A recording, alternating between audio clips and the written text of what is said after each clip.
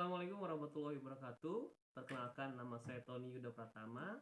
Saya salah satu peserta dari program Pekerti yang dilaksanakan oleh Universitas Sultan Ageng Tirtayasa.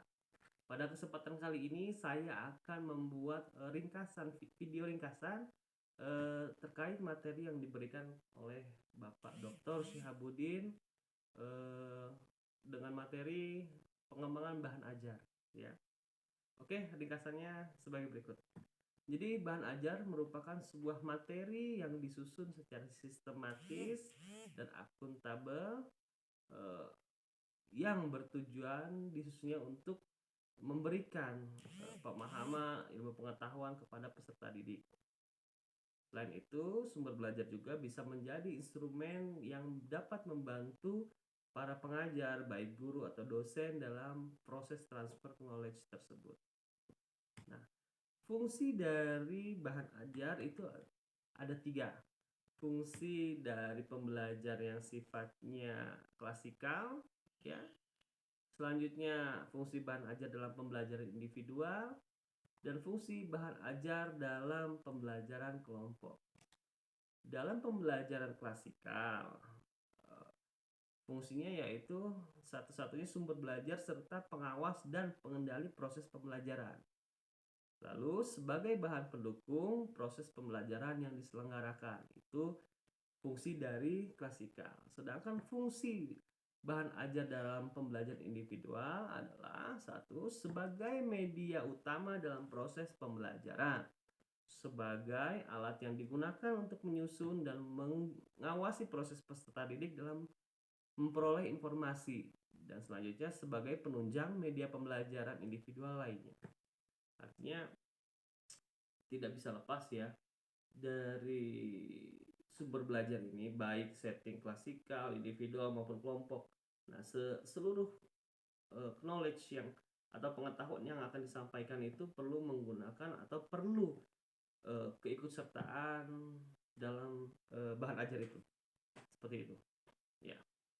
Selanjutnya, karakteristik bahan ajar yang pertama adalah self-instructional. Self-instructional ini adalah bahan ajar dapat membuat peserta didik mampu membelajarkan diri sendiri dengan bahan ajar yang dikembangkan. Nah, self-instructional artinya peserta didik dalam mengikuti pembelajaran klasikal di kelas itu kan terbatas oleh waktu. Nah, ketika peserta didik difasilitasi oleh bahan ajar yang diberikan oleh guru atau dosen, nah itu bisa digunakan untuk belajar ketika dia di rumah misalnya, atau bisa dibawa ketika dia sedang berlibur, di waktu senggang dia belajar, ya, membaca sekali dua kali, ya. Artinya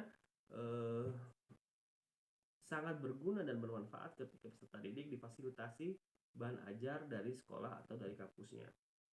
Yang kedua, karakteristik yang kedua adalah self-contained, yaitu bahan ajar haruslah memuat seluruh bagian-bagiannya dalam satu buku secara utuh untuk memudahkan peserta didik mempelajari bahan ajar tersebut. Maksudnya dari self-contained ini ialah dalam satu kesatuan buku itu baiknya harus berisi fokus materinya. Artinya ketika buku itu berjudul tentang pendidikan inklusif, ya, sebagai contoh saja. Artinya konten yang ada di dalam buku tersebut harus, ya, berhubungan dengan pendidikan inklusif. Dari apa itu pengertian pendidikan inklusif, mengapa perlu ada pendidikan inklusif, fungsi dari pendidikan inklusif, terus siapa saja yang ikut serta dalam pendidikan inklusif, bagaimana media pembelajaran dalam pendidikan inklusif, bagaimana fasilitas atau aksesibilitas dalam pendidikan inklusif. Nah, semua all about inclusive education itu ada dalam satu bahan ajar itu. Jadi bisa fokus peserta didik itu untuk belajar. Kalau dalam satu bahan ajar itu ngacak-ngacak, ada yang tentang statistik, bab keduanya tentang bahasa, bab ketiga tentang agama, mungkin itu tidak fokus belajar anak itu, jadi tidak bagus. Jadi betul, karakteristik dari self-contained ini yaitu adalah berisi seluruh bagian-bagian dari judul besar buku itu atau bahan ajar itu.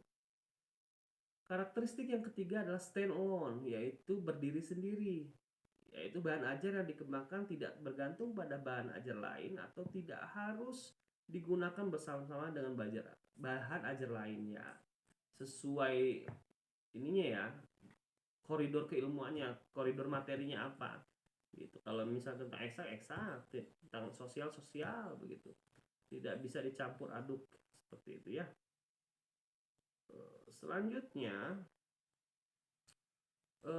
karakteristik selanjutnya yaitu adalah adaptif.